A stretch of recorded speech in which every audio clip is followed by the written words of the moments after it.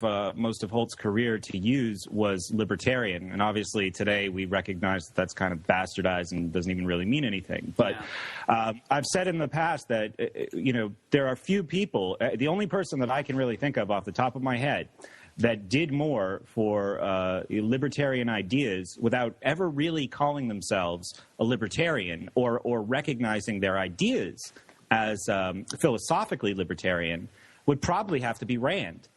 And she hated libertarians, by the way. But I think towards the end, maybe because there was a sort of burgeoning libertarian movement in the 1970s, that maybe Holt did warm up to that term. But I don't think he ever called himself a libertarian or considered himself a libertarian. But certainly did a lot for that philosophy. Yeah. Because I think we recognize, and I think too, looking at a show or a body of work like Steph's or Free Domain Radio, we see how dependent the state is, how dependent all of these authoritarian and domination systems are on the way that children are raised and that children are treated and that children are educated. And if there was a serious reevaluation of early childhood and adolescence and how people should be raised or what education really means, well, the state wouldn't make any sense anymore. If young people were treated with respect, that would be it. So in that sense, Holt's work is incredibly important.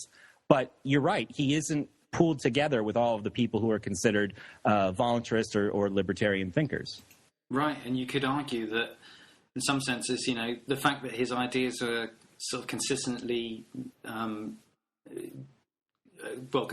pro-freedom and not coercive is far more important than whether or not he actually called himself a libertarian or had any labels. Because the fact is that he, as you say, he really had, at least in this book, I haven't read anything else of this, but I was just really impressed in this book at the sort of consistency and the rationality of his approach. Right, yes, he is very consistent.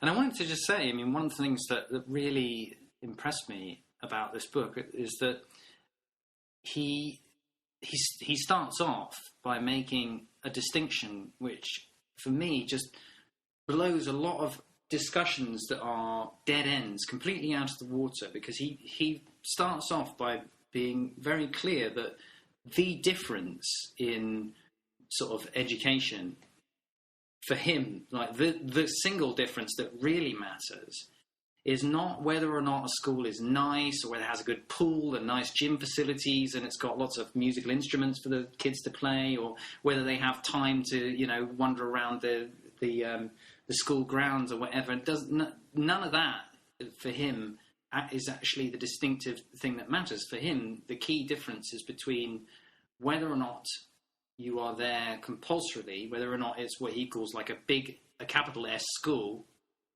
or whether or not it's a place of learning where you've